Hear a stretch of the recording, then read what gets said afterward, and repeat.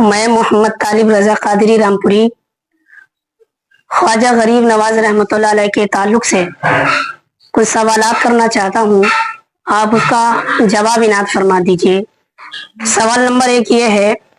جب خواجہ غریب نواز رحمۃ اللہ علیہ نے سرزمین ہند پر قدم رکھا تو اس وقت راجہ پرتھوی راج چوہان غریب نواز کے ساتھ کس طرح پیش آیا؟ آپ کو خوشی حاصل ہوگی کہ میرا غریب نواز ہندوستان میں جب تشریف لایا تو تنہ تنہا نہیں بلکہ 40 اولیاء کرام کی ایک جماعت تھی، اس کے ساتھ تشریف لایا، اور لانے کے بعد جب اپنے کردار و عمل سے اسلام کی تبلیغ شروع فرمائی تو ہر کس و ناکس جو حضور غریب نواز کے قریب آتے وہ ان سے متاثر ہو کر اسلام قبول کر لیتے، کلمہ پڑھ لیتے تھے۔ تو یہ حالات دیکھ کر اجمیر کے رہنے والے حکمراں ہوں یا بادشاہ پرتھوی راج چوہان ہوں، سب کو اس بات کی خلیص ہونے لگی کہ ایک فقیر عرب سے آ کر کے ہمارے ملک میں لوگوں کو اپنا گرویدہ بنا رہا ہے اور اسلام میں لوگوں کو داخل فرما رہا ہے، اس کو کسی نہ کسی طریقے سے یہاں سے ہٹایا جائے، نکالا جائے، بھگایا جائے۔ باقی تمام کوششیں پرتھوی راج چوہان اور حکمراں اور اس کے جوگی جے پال اور شادی دیو تمام لوگوں نے ہر طریقے کی کوششیں کی غریب نواز کو نکالنے کے لیے۔ پرتھوی راج چوہان نے ایک مرتبہ خواجہ غریب نواز کے جانب ایک پاگل ہاتھی کو چھوڑ دیا، اور جب غریب نواز کی بارگاہ میں وہ ہاتھی دوڑتا ہوا غریب نواز کی بارگاہ کی طرف چلا، غریب نواز کے پاس پہنچنے ہی والا تھا کہ میرے غریب نواز نے خاک اٹھائی، ایک مٹھی خاک اٹھائی اور اٹھانے کے بعد اس ہاتھی کی جانب پھینک دیا۔ اللہ اکبر! میرے غریب نواز کا پھینکنا ہی تھا کہ وہ ہاتھی جو ابھی چلتا تھا، دوڑتا تھا، بھاگتا تھا، پاگل تھا، حضور غریب نواز کے قتل کرنے کے لیے، روندنے کے لیے، مار ڈالنے کے لیے پرتھوی راج چوہان اس کے حکمرانوں نے چھوڑا تھا، غریب نواز نے ایک مشت خاک اٹھائی اور اس ہاتھی پر پھینک دیا اور وہ ہاتھی پتھر کا ہو گیا۔ پتہ لگا کہ غریب نواز اتنا اختیار لے کر بھارت میں تشریف لائے تھے کہ جاندار کو بھی بے جان بنا دیتے تھے، اور جب چاہتے تھے بے جان کو میں بھی جان ڈال دیتے تھے، کیونکہ یہ نبی کریم صلی اللہ تعالی علیہ وسلم کے چہیتے تھے، انہی کے بھیجے ہوئے تھے۔ تو آپ نے دیکھا کہ غریب نواز کے ساتھ کسی کا رویہ بہت ہی بہتر نہیں تھا، لیکن جب غریب نواز کی کرامتیں اور غریب نواز کے اختیارات دیکھنے کے بعد وہ پرتھوی راج عاجز ہو کر کے غریب نواز کا آدر و عزت کرنے لگا۔ سبحان اللہ۔ دوسرا سوال یہ ہے حضرت، کیا حکومت ہند اور مغل حکومت نے غریب نواز رحمت اللہ علیہ کی بارگاہ میں چادر پیش کیا؟ جی، یہ تو بہت چشمدید بھی بات ہے کہ عرس خواجہ غریب نواز میں حقیر فقیر بھی اکثر بیشتر خواجہ کی چھٹی میں حاضر ہوتا تھا، تو حکومت ہند کی جانب سے چادر پیش کی جاتی تھی، اور مغل پیریڈ میں بھی چادر غریب نواز کی بارگاہ میں پیش کی جاتی تھی۔ اس کی وجہ یہ تھی کہ ظاہر میں کوئی بھی بادشاہ ہو لیکن باطن میں ہمارا خواجہ ہی ہند کا راجا تھا، اس لیے سبھی لوگ اپنے راجا کی بارگاہ میں اپنے عقیدت و محبت کے چادر اور پھول پیش کرتے رہتے ہیں، اور جانتے ہیں کہ یہ حکومت جو ہمیں ملی ہے انہی کے در سے ملی ہے، اس لیے وہ آج بھی حکومت ہند اور چادر غریب نواز کی بارگاہ میں پیش کرتی ہے، اور انشاءاللہ الرحمن پیش کرتی رہے گی، اس لیے کہ حکومت، تخت و تاج اور بادشاہت میرے غریب نواز نے انہیں عطا فرمایا ہے۔ اگر وہ نہیں چاہیں گے تو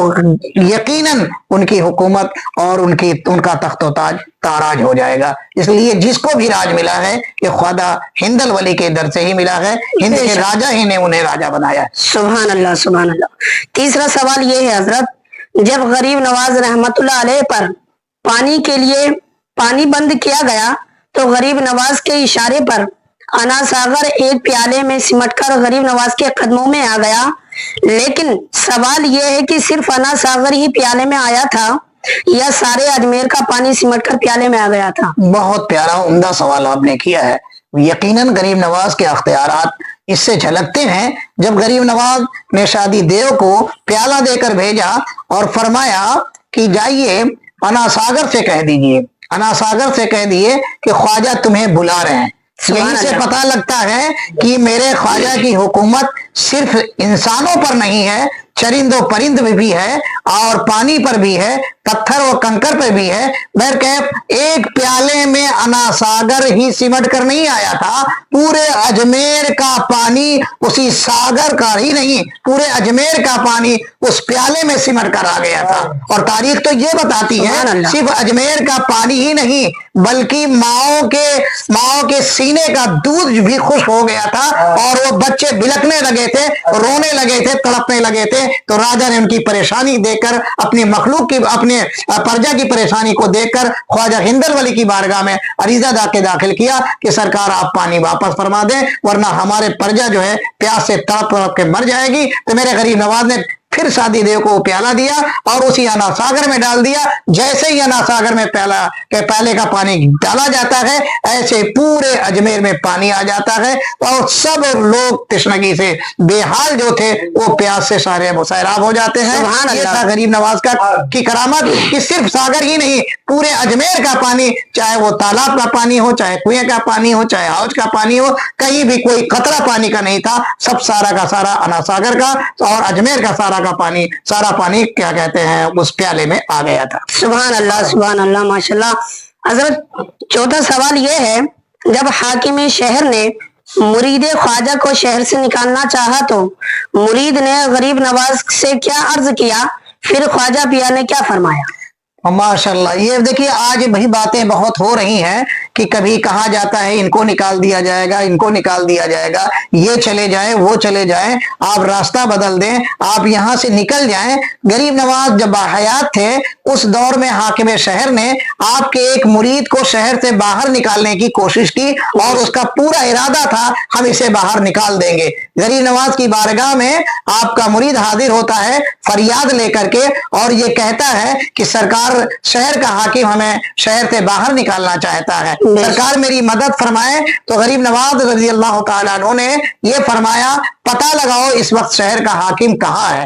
معتبر ذرائع سے پتہ لگایا گیا تو پتہ یہ لگا کہ حاکم شہر اس وقت شکار کھیلنے کے لیے جنگل میں گیا ہوا ہے۔ واہ قربان جائیے، میرے خواجہ نے فرمایا جو جنگل سے آ ہی نہیں پائے گا تو میرے مرید کو شہر سے کیا نکالے گا۔ تھوڑی دیر میں یہ خبر ملی کہ شہر کا وہ حاکم جو تھا شکار کھیلنے جو گیا ہوا تھا وہ گھوڑے سے گر کر وہیں انتقال کر گیا۔ تو میں یہ کہتا ہوں کہ ہندوستان کے تمامی مسلمان روحانی فرزند ہیں خواجہ غریب نواز کے۔ اگر ایسی کوئی بات ہوتی ہے تو ہمیں بھی خواجہ کی بارگاہ میں چل کے یہ عریضہ داخل کرنا چاہیے کہ سرکار یہاں کے لوگ ہمیں باہر کرنا چاہتے ہیں، ہماری بھی مدد فرمائیں جیسے کہ آپ نے اپنے مرید کی مدد فرمائی تھی، اور ہم بھی آپ کے مرید ہیں، آپ کے چاہنے والے ہیں، آپ کے ماننے والے ہیں۔ یقیناً میرا خواجہ ہند کا راجہ ہماری فریاد کو سنے گا اور ہمیں کامیاب و کامرانی کے ساتھ ہماری خالی جھولی میں ہمارے سوال کیے کا جواب بھی عطا فرمائے گا انشاءاللہ الرحمن۔ نہ میرا خواجہ ہند سے کہیں گیا ہے نہ اس کے چاہنے والے کہیں جائیں گے۔ جب تک خواجہ کا مدار یہاں رہے گا، جب تک اس کے چاہنے والے بھی رہیں گے، چادر چڑھانے والے بھی رہیں گے، پھول چڑھانے والے بھی رہیں گے، خواجہ زندہ باد ہیں اور زندہ باد رہیں گے۔ خواجہ ہند کے راجہ ہیں اور ہند کے راجہ رہیں گے، اس لیے کہ میرا خواجہ ہند کا راجہ کل بھی تھا اور آج بھی ہے۔ سبحان اللہ۔